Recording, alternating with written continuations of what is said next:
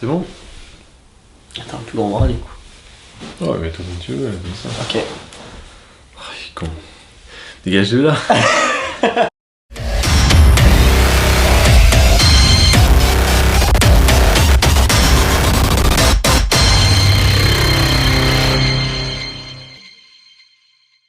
Salut à tous, donc aujourd'hui c'est moi qui vais vous présenter le deuxième épisode de Cevichou en route dans son aventure de powerlifter. Donc salut Seb. Salut à tous. Donc on est aujourd'hui une semaine après ta première compétition, c'est ça? Ouais. Donc c'était à Saint-Etienne, on l'a vu sur le vlog de Rudy. Est-ce que déjà ça s'est bien passé? Ouais, ça s'est super bien passé. T'es bien content, tu t'es qualifié? Ouais. Bon, donc on a eu des questions des internautes. Est-ce que tu peux nous rappeler déjà dans quelle catégorie tu tires? En moins de 74 kg. Et tu pèses? Aujourd'hui, je pèse 68,5 kg. Donc on est lundi... Pour moins de 74. Lundi 19 octobre. Donc le but c'est que tu vas monter? Le but c'est de monter, oui. Jusqu'à 73 alors? Bah on verra. Faut rester en dessous de 74. D'accord, ok. Est-ce que tu peux nous expliquer comment ça se passe une journée de compétition de power? Parce que les gens ont été assez étonnés déjà ils ont trouvé que vous faisiez des barres pas fantastiques. Donc moi je suis pas du tout d'accord avec ça. Et puis expliquer un petit peu les règles. Ouais, alors pour les barres, en fait, c'est juste le minima pour se qualifier aux interrégions, donc qui se déroulera en décembre. Et c'est juste un minima plus petit pour qu'il n'y ait pas n'importe qui se pointe à la compétition en fait. Donc là le minima c'était 332,5 kg. Donc là tu parles d'un total. On a du total, donc, il y a 3 mouvements. On additionne la meilleure barre de chaque mouvement et c'est jugé au total par rapport aux autres concurrents. C'est ça. Bah là il n'y avait pas vraiment de jugement en fait. C'était juste pour se qualifier. Voilà. C'était pas à proprement parler une compétition quoi. Ok. Et donc comment ça se passe? Combien d'essais par mouvement déjà? 3 essais. Donc t'as le droit à 3 barres par mouvement. Dans quel ordre? Tu commences par la journée tout le temps par... On commence par le squat. Le squat. Ensuite on fait le développé couché et ensuite le soulevé de terre. Et petite anecdote là-dessus, que tu m'as appris aussi, heureusement qu'il m'a dit ça avant la compète, c'est que la première barre, en fait, on n'a pas le droit de descendre en dessous. C'est-à-dire que si ma première barre au squat, je fais directement 130 kg et qu'elle passe pas, et je peux pas faire moins de 130 kg. C'est-à-dire qu'à ma deuxième répétition, je peux pas faire 125 ou 120. Je suis obligé de faire soit 130, soit plus. Donc si tu te plantes sur la première, t'as pas le choix d'assumer et si tu bulles là c'est disqualifié. C'est disqualifié. Ouais. Donc faut au moins faire un essai réussi par mouvement. C'est pour ça qu'on commence le premier essai vraiment bas. Donc là par exemple j'ai commencé à 110 kg au squat pour être sûr de qualifier. En fait les premières barres me servaient juste pour me qualifier, être sûr d'assurer la qualification pour les régions en décembre. Voilà, sauf que les gens vont dire, tu dis que tu as mis tes premières barres faciles, seulement il y en a qui pensent que même tes troisièmes barres, qui ont été dans la vidéo de Rudy, étaient faciles aussi. Donc, comment tu nous expliques que tu n'as pas forcé ce jour-là? Parce que Rudy ne voulait pas, et que de toute façon, ça servait à rien en fait. Vu que c'était juste des minima, si j'avais forcé à fond, en fait ça m'aurait cramé sur ma semaine et cramé sur ma prépa pour les régions en décembre justement. Puis c'est surtout que, enfin je me mets un peu à ta place, c'était surtout déjà te régler, t'as jamais fait de compète, tu sais pas comment la journée va se dérouler, t'es dans une salle que tu connais pas, tu sais pas comment, parce que aussi c'est la première fois que t'es arbitré, faut dire qu'il y a des arbitres, donc ils contrôlent des petits points techniques. 3 arbitres. Des petits points techniques de tes mouvements, donc ça aussi il faut être habitué, donc forcément c'était surtout une répétition générale avant de te lancer dans la plus grosse compète qui est dans 2 mois maintenant. 2 mois. Ouais. Dans 2 mois. Au développé couché, beaucoup, j'ai pu lire un petit peu sur les forums, on dit que c'était pas terrible, t'as fait combien? T'as fait 110. T'as fait 110, donc ils se moquaient gentiment en disant que c'était pas exceptionnel pour quelqu'un qui se lance dans le power. Seulement moi j'ai envie de dire, premièrement, tu ne fais que 68 kg, ouais. C'est pas comme si t'en faisais 80, et ensuite, je sais pas si les gens ont bien compris qu'il y a une notion, on appelle ça à la claque. Alors dis-nous, comment ça se passe à la claque? Donc en fait, on déraque la barre avec quelqu'un, donc avec assistance ou non, on demande à quelqu'un pour nous aider. On déraque la barre, une fois qu'on a déraqué la barre et qu'on est en position, il ne faut plus bouger, et une fois qu'on bouge plus, l'arbitre qui est juste derrière nous dit bench. Donc là on descend, une fois qu'on est en bas et qu'on bouge plus, donc la barre elle est sur les pecs, il me dit encore une fois bench, et là faut pousser. Et une fois qu'on pousse, on doit bloquer, une fois en haut, et là il me dit rack, et là faut re-racker. Donc c'est vraiment étape par étape en fait, donc on peut pas dire je la sors, je la rentre dans les pecs à fond, je pousse tout comme un gros dégueulasse et je la re-range. Voilà, donc il y en a beaucoup qui disent oui, moi je fais beaucoup plus, je fais ça. Sauf que faire un maxi au coucher, en salle, en tapant les pecs, en faisant un rebond comme un cochon, forcément c'est plus facile. Là t'estimes que je sais que toi, il me semble, t'as jamais fait de maxi hors ton aventure power. Donc Si mais il y a 3 ans quoi. Ouais, donc tu sais pas vraiment ce que la claque elle t'enlève comme poids. Ouais aussi. On peut estimer, je sais pas, 10, 15 kilos peut-être, non, je sais pas. Je me rends pas compte en fait, vu que j'en ai jamais fait. Ouais. Mais aussi, les gens qui m'ont dit que j'avais pas mis lourd sur les barres, faut aussi savoir que, comme l'a dit Arnaud, j'avais jamais fait de maxi. Donc par exemple, 130 au squat, j'avais jamais mis 130 de ma vie au squat. Donc je savais pas ce que ça allait donner quoi. Et surtout, à mon avis, je me mets à ta place, au moment où tu la sors, avant même que le juge t'autorise à descendre, bon, tu sens qu'il y a lourd quoi, sur les épaules, pas En tant fait, que ça. je pensais, mais en fait avec l'excitation, vu que c'était nouveau et tout, j'étais trop excité en fait, je voulais pousser C'était et... sur un petit nuage. Ouais voilà, ouais. J'étais vraiment... Ouais d'ailleurs elle m'a paru hyper légère la barre. Bah en vidéo, elle paraît hyper légère aussi. Voilà. Moins que Joël, mais... Donc là, le minima réalisé sur le total des 3 mouvements, la semaine dernière, c'était 332. C'est 332. T'as fait J'ai fait... Alors j'ai pas pensé à compter, j'ai fait 130 plus 110, ça fait 240, plus 200, 440. J'ai fait 440 au lieu de 332. Ouais, déjà, les gens trouvent que t'as pas forcé, mais on peut déjà considérer que tu t'es fait plaisir, parce que t'aurais pu te J'ai contenter fait, ouais. de faire 335, et puis c'est tout, le minimum, c'est nickel.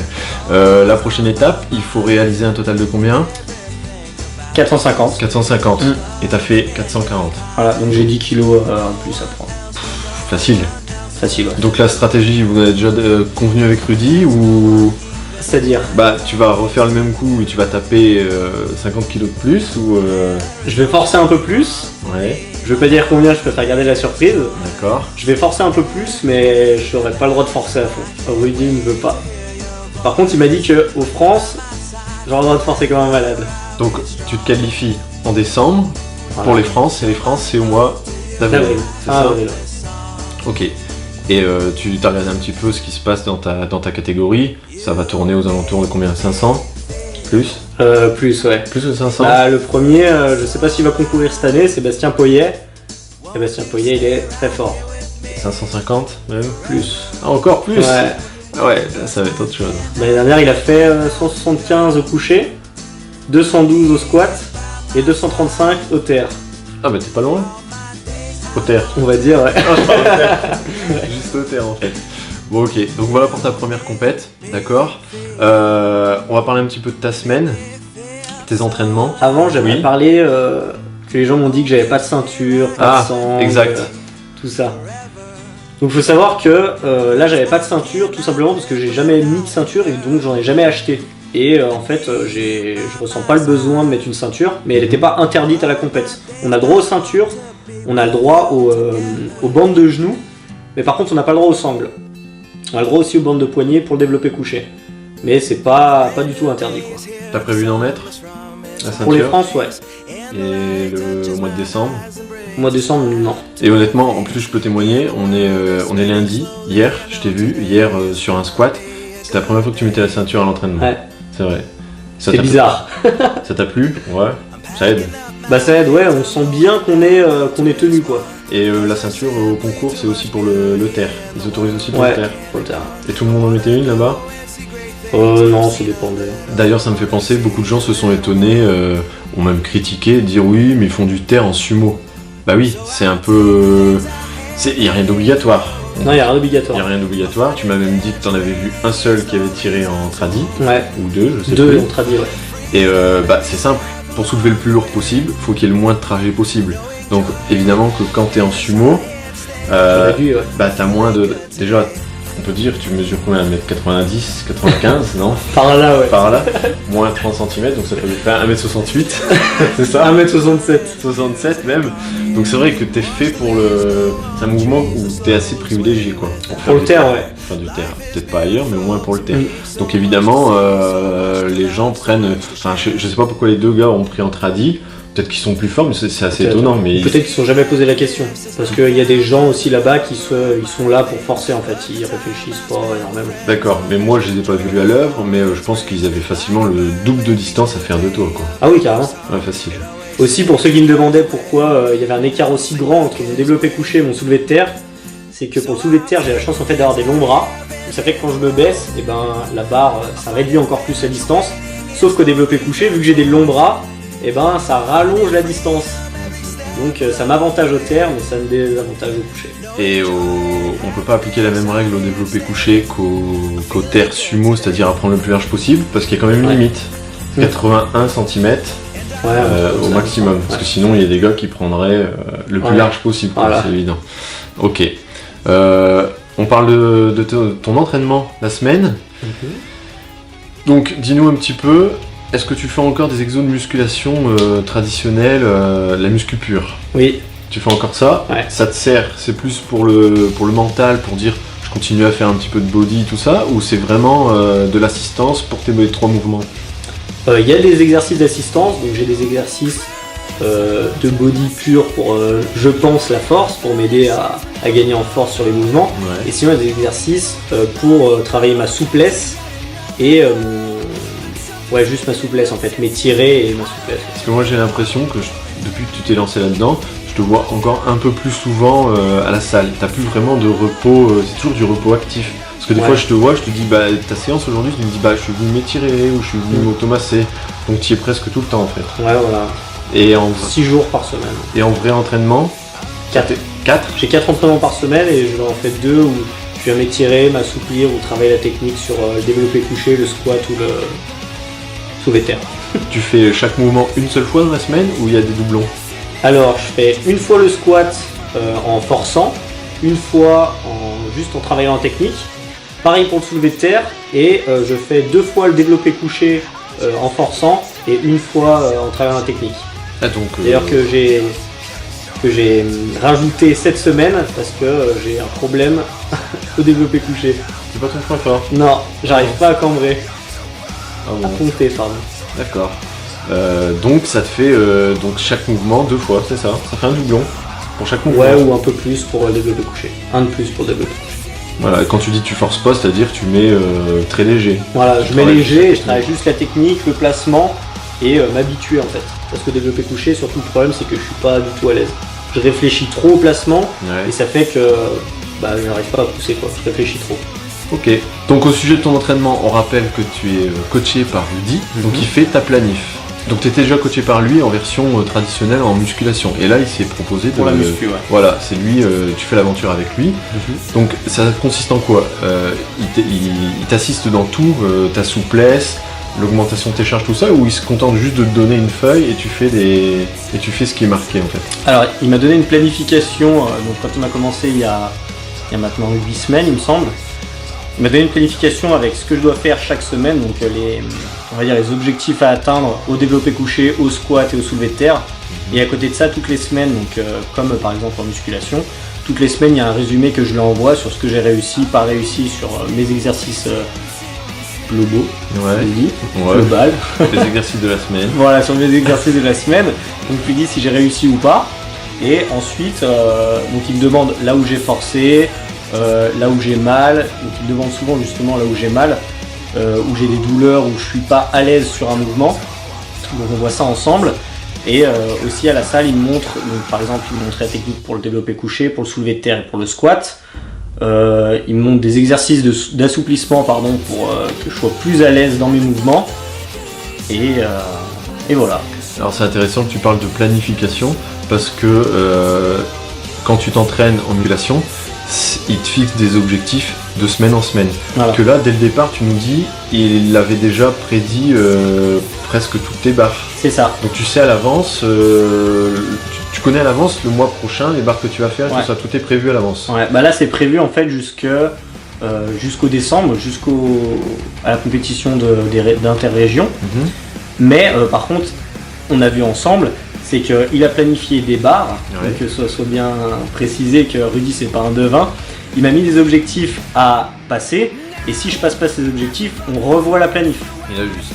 Bah moi je sais, parce que je travaille avec lui, en général, quand on a plus d'une saison dans les pattes en power, toi c'est la première fois donc c'est compliqué de viser juste, mais après, chaque saison, il part à reculons. Il fixe les objectifs de la saison le jour de la compète, et après il prend le calendrier et il va en reculant pour préparer la planif. Et toi forcément c'est difficile comme tu dis de savoir au mois d'avril précisément, même si là ça commence honnêtement à se préciser. Il se dégage déjà ton mouvement préféré, là où tu vas être le plus fort, et on commence déjà à voir là où tu auras un petit peu de marge. Donc, toi, là par exemple, je suis content, c'est parce qu'au tout début de la prépa, on avait prévu des barres pour descendre, aux interrégions. T'es en avance. Et là je suis grave en avance, j'ai rajouté 35 kilos en tout, sur le total. Bon. Donc je suis vraiment content. Bon, et question, on va aborder un sujet, question mentale, question relationnelle, excusez-moi. Je vous vois à la salle évoluer presque tous les jours ensemble, et je vous vois évoluer avec les autres. Et je sais que, je vois que vous deux, toi et Rudy, souvent vous vous chamaillez gentiment, mais vous n'êtes pas souvent d'accord et sur la vision des choses à moyen et à long terme du power. T'aimes bien en faire un petit peu à ta tête. Lui, il a l'expérience derrière lui, donc il t'explique, mais je sais que des fois vous accrochez un petit peu. Donc explique-nous un petit peu. Là on se chamaille le plus. Là on se chamaille le plus sur la vision des choses. Parce que je sais pas si c'est bien interprété ou mal interprété, d'ailleurs je vais en profiter pour m'expliquer là-dessus. Quand j'ai dit que mon objectif c'était de gagner les championnats de France, je sais pertinemment que je ne vais pas gagner. Donc je le sais parce que ça serait de l'escroquerie de venir, je viens on sait pas d'où. Ça serait un hold-up là. Ouais voilà, et je sors de nulle part, j'ai que 7 mois de prépa et j'arrive, je gagne. Donc, non seulement ça serait de l'escroquerie, et en plus j'aurais pas de mérite de gagner en faisant ça quoi. Mais en fait, là où je me chamaille du coup avec Rudy, c'est que je me fixe comme objectif d'être premier. J'y vais, c'est pour gagner. J'y vais pas pour me dire on verra. C'est j'y vais et je donne tout et je gagne. Même si je gagnerai pas. Et en fait, lui, il n'est pas d'accord là-dessus parce qu'il me dit il faut que tu sois un meilleur toi. Donc je suis d'accord avec lui. Et sauf que j'ai aucun rapport avec. Enfin, aucun rapport entre. Comment dire, j'ai aucun support en fait. Tu vois, vu que je sais pas. Je peux pas me comparer à avant. Tu vois ce que je veux dire? C'est-à-dire que lui, être un meilleur toi, pour lui, il faut que tu progresses. C'est voilà. Juste cette notion de progression. Donc, très concrètement, tu as fait 440 au total précédemment. Au prochain concours, dans sa vision à lui, même si je caricature, il va te dire tu fais 450, c'est très bien. C'est ça? Ouais. Que toi, tu vas pas pour faire 450. Ah non. Toi, dans ta tête, même si tu nous le dis pas, t'as prévu de te frapper fort quoi. Voilà. C'est ce qui te motive. Voilà. Mais moi, en fait, je me dis, j'ai envie d'être premier parce que si je vais à la compétition en me disant, je vais peut-être être dernier, et quand je serai devant la barre, je vais pas avoir envie de pousser quoi. Il y aura rien qui va me motiver. Alors que si je me dis, putain, si je fais pas cette barre, je serai pas premier, et là, ça me motive. Et en fait, c'est ça qu'il comprend pas. Il se dit, en fait, faut pas que tu sois contre les autres. Sauf que il comprend pas que dans ma tête, je suis pas contre les autres. C'est contre la place de premier, on va dire. Tu vois, je sais pas si j'arrive à me faire comprendre, mais c'est là-dessus qu'on se chamaille quoi. Mais alors au final, qui finit par lâcher avant l'autre? Vous vous entendez quand même bien. On lâche pas. En fait, vous évitez le sujet maintenant sur la vision des choses. Non, mais c'est que ça me fait rire et ça me fait rire, c'est parce que lui en fait, ça va que j'arrive à avoir un assez gros mental pour savoir ce que je veux, parce que sinon lui son but c'est de me détruire.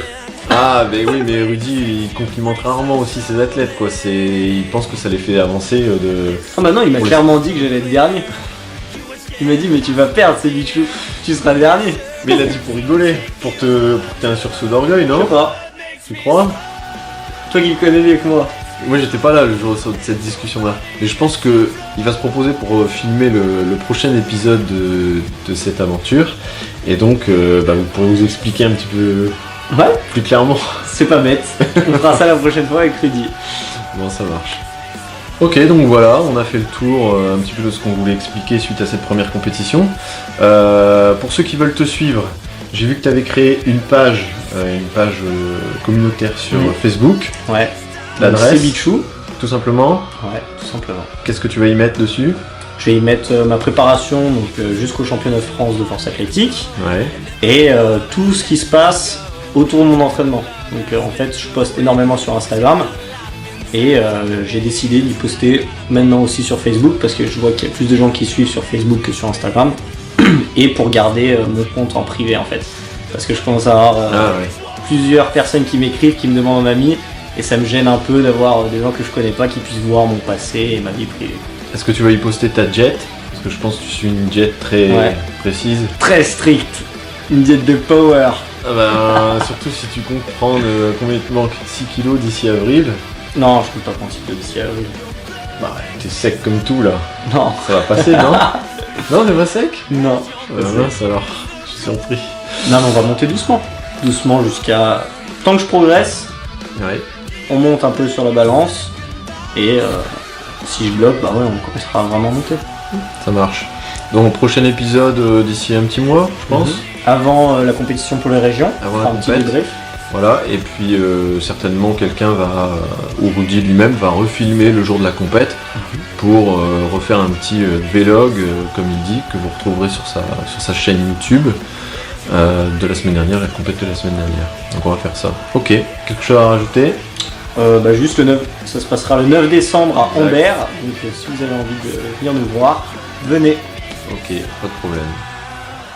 C'est tout? C'est tout. Voilà. À bientôt. Salut à tous.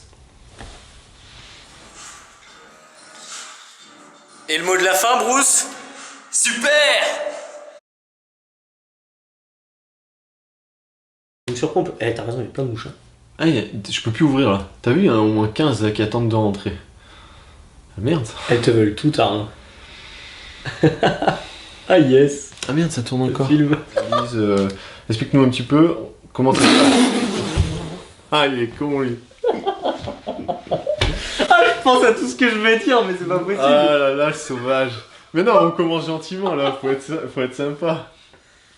Ah, Gugus. Attends, je fais une coupure.